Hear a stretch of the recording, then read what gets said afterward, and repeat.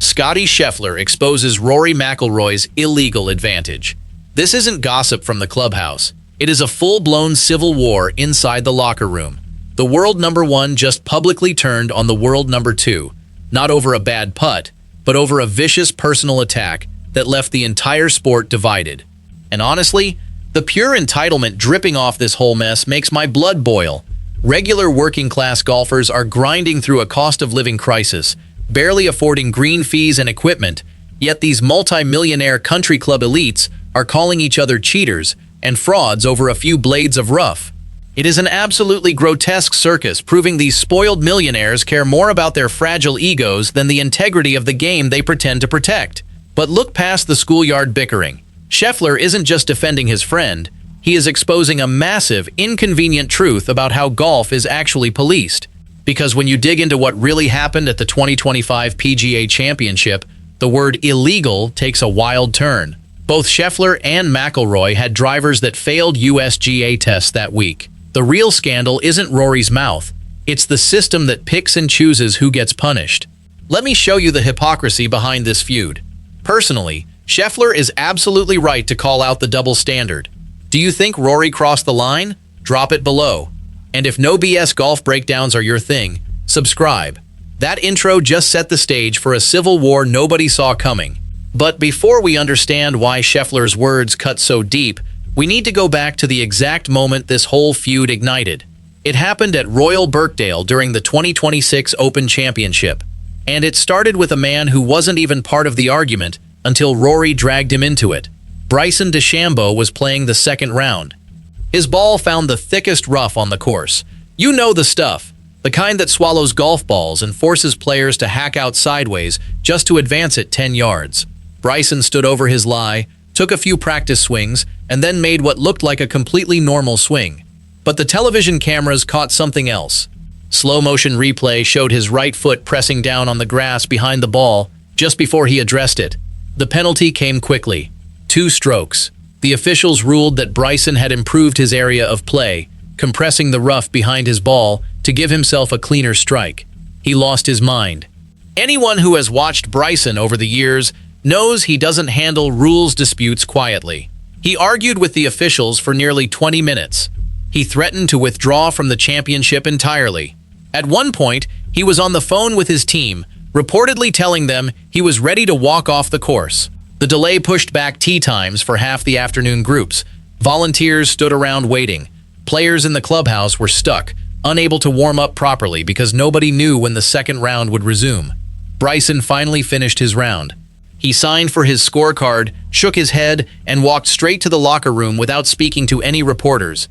But the damage was done. The story was everywhere. Now, here is where the feud takes its first major turn. Because the person who made this situation explode wasn't Bryson. It was a man watching from the other side of the locker room. Rory McIlroy played his third round the next day. He was in the group behind the controversy. Every journalist wanted his take. When he walked into the media center, the questions started immediately. They asked about Bryson, about the penalty, about the delay. And Rory didn't hold back. "I'm not a fan of him," he said. "I think a lot of it is performative. A lot of it is for attention." He held the tournament hostage. The room went quiet. Reporters typed furiously. This wasn't just a critique of a rules decision. This was something personal. Rory called out Bryson's character, not just his actions. Performative, for attention, held the tournament hostage. Those words cut through the room. Everyone heard exactly what he meant. Rory didn't stop there. He doubled down on his stance. He said he believed the 2-stroke penalty was completely justified. He said the rules of golf exist for a reason, and players who push the boundaries deserve what comes. He didn't leave any room for interpretation. He thought Bryson deserved every bit of that punishment. And then he made it even more personal by adding that he doesn't appreciate people who make the game about themselves. The problem is, Rory's anger wasn't really about the rough or the grass. It was about something deeper. He has never been comfortable with Bryson's approach to the game. The science obsession. The single-length irons. The way Bryson talks about golf like it's a math problem instead of an art form. Rory represents the traditional side. He plays with feel, with rhythm, with the kind of swing that looks effortless. Bryson represents the opposite. He measures everything. He calculates everything. They have always clashed philosophically, but this time, Rory took it out of the philosophical realm and made it about Bryson's integrity, and that was the mistake. Because Bryson has a lot of defenders on tour, guys who have played alongside him for years, who have seen him grind through practice sessions, who know he's not a cheat. Rory's comments didn't just target Bryson's behavior on that specific hole, they questioned whether Bryson has ever played the game honestly. Within hours, the story dominated every golf conversation. Fans took sides. Social media lit up with debates about whether Rory was right, whether Bryson was faking his outrage, whether the penalty was fair. But the most important reaction came from a man who wasn't even at Burkedale. Scottie Scheffler was back home in Dallas. He had skipped the Open that year, choosing to rest after a long season. He watched everything unfold on television, and something about Rory's words didn't sit right with him. Scheffler doesn't tweet, he doesn't give hot takes, he doesn't chase attention, but he also has a very clear line when it comes to the game. You can criticize a player's choices, you can say they played a bad shot, you can question their strategy, but you don't attack their character, you don't call them a fraud, you don't accuse them of cheating the sport they love. That line is exactly what Rory crossed, and Scheffler noticed. He waited. He didn't rush to defend Bryson in the heat of the moment. He let the story settle. He watched the press conferences. He read the comments. And he came to a conclusion that would change everything. Rory had turned a rules debate into a personal attack, and somebody needed to say something about it. The question was when. The answer came a few weeks later. At the 3M Open in Minnesota, Scheffler walked into his own press conference. He had a full week of golf ahead of him. He had a chance to win another event, but the journalists weren't asking about his swing or his course strategy. They wanted to know where the world number one stood on the Birkedale meltdown. He sat down, adjusted the microphone, and delivered a response that nobody expected. It wasn't explosive, it wasn't angry, it was calm, measured, and devastating. Scheffler's exact words would echo through the locker room for weeks. He said, "I'm never a fan of personal jabs. I don't think competition in golf is a big deal because the biggest opponent we face every week is the golf course." And then he addressed the elephant in the room directly. "Bryson, I've known a long time. He's got a lot of sides to him, but he's not a cheater. I've never seen anything questionable." That was it. That was the exposé. The world number one openly sided with Bryson, without even naming Rory. He didn't have to. Everyone knew who he was talking about. The message was crystal clear. Rory went too far, and the best player on the planet disagrees with him. Now, think about what that means. Rory McIlroy is a legend. He has 4 majors. He has the career Grand Slam. He is one of the most respected players in the history of the sport. But when Scottie Scheffler speaks, he speaks with a different kind of authority. He doesn't chase headlines.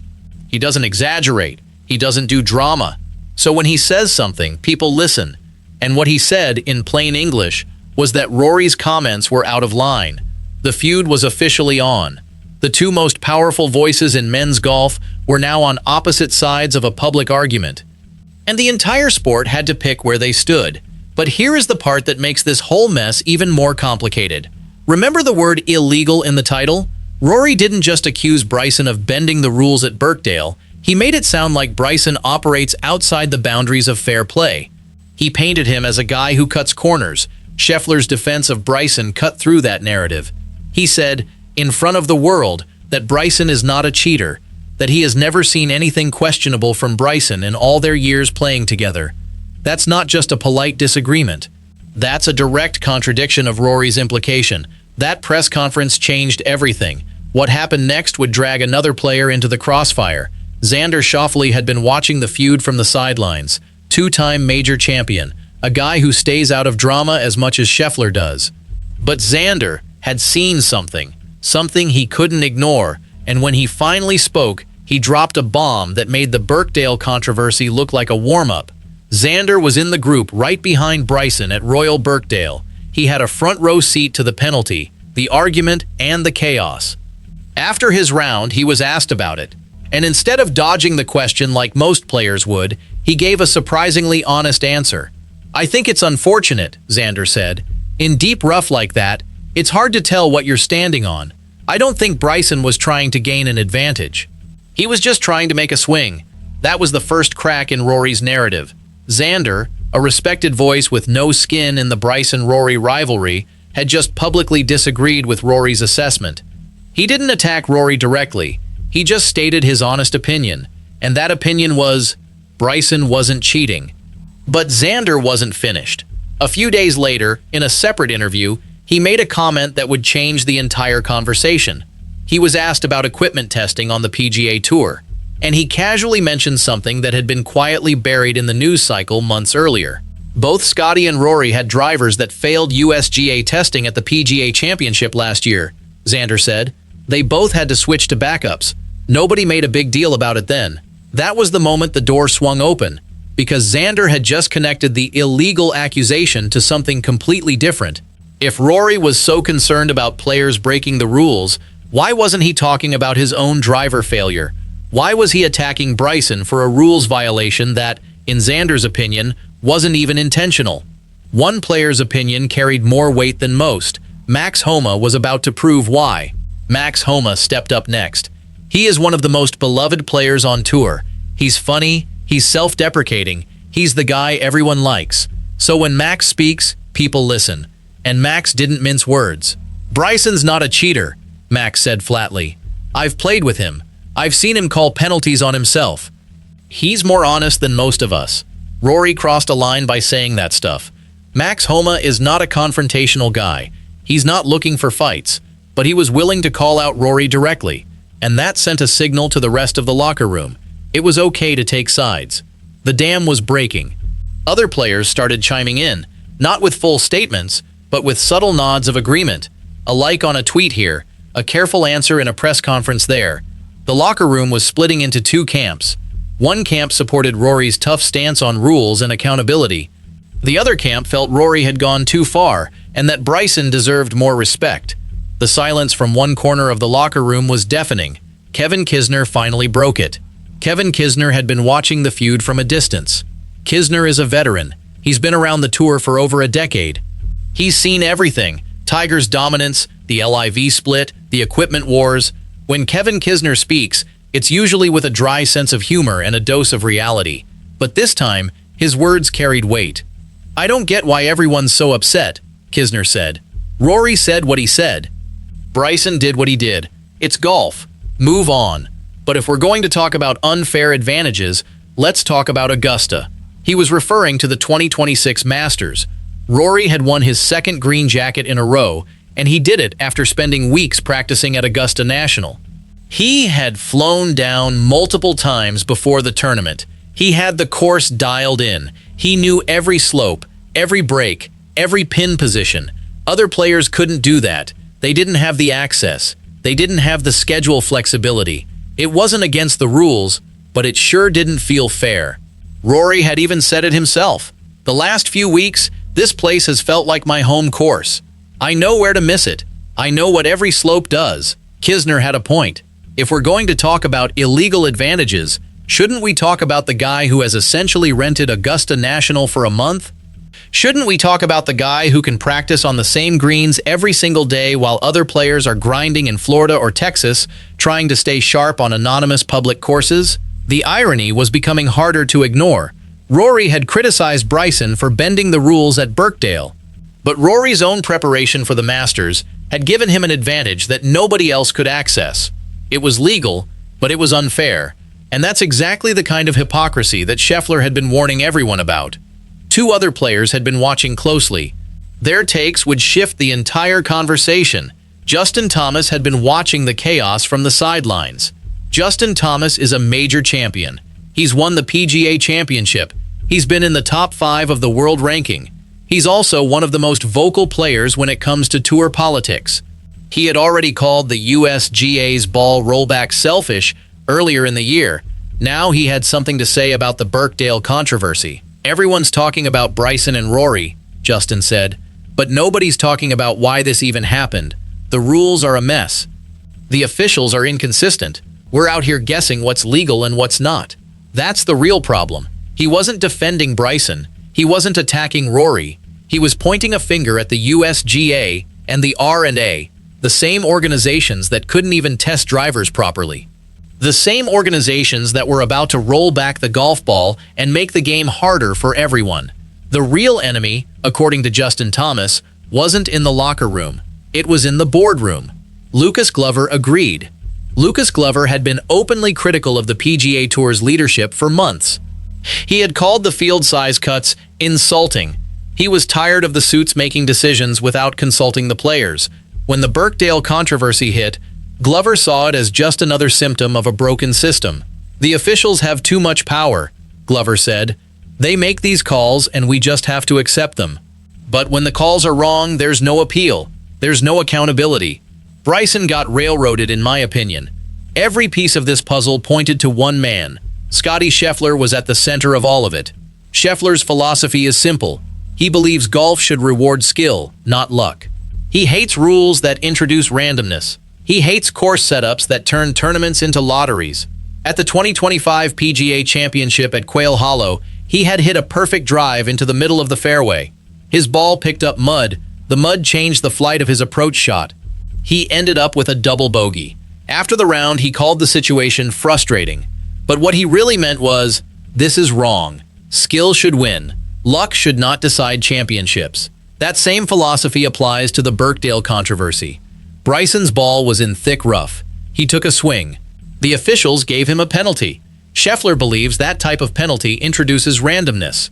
Was Bryson really trying to cheat, or was he just trying to hit a difficult shot? In Scheffler's view, the officials made a subjective call that had a massive impact on the tournament. That's not fair. That's not skill-based. That's the exact opposite of what golf should be. And when Rory attacked Bryson's character, he was attacking the very idea that players are honest. Scheffler has a problem with that, because Scheffler has played with Bryson for years. He's seen Bryson grind. He's seen Bryson practice. He's seen Bryson call penalties on himself. In Scheffler's eyes, Bryson is not a cheater. He's a competitor who pushes boundaries, but he never crosses the line of integrity. That's why Scheffler defended Bryson so publicly. Not because he loves Bryson. Not because he hates Rory, because he believes in fairness. He believes in skill. He believes the game should be policed consistently, not arbitrarily. And when Rory suggested otherwise, Scheffler had to speak up. Dominance comes with a price. Scheffler's would be paid at Shinnecock. Scheffler has been the most dominant player in golf for years. 4 majors, back-to-back Masters, world #1 for what feels like forever. When a player like that speaks, the entire sport listens.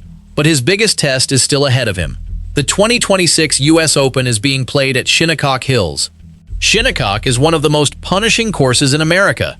The last time the US Open was there, in 2018, the third-round scoring average was over 75. Players called it broken. They called it unfair. Brooks Koepka won at just 1 over par.